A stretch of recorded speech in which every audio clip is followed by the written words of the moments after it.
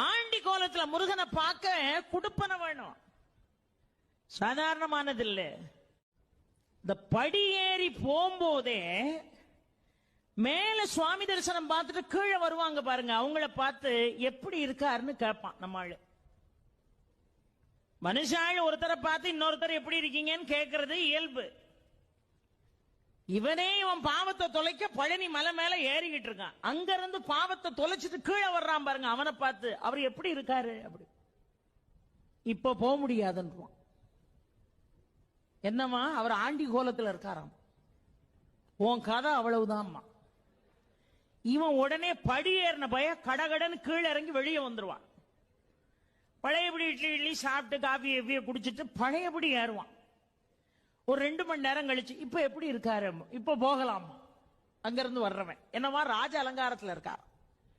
உடனே குடுகுடுன்னு அந்த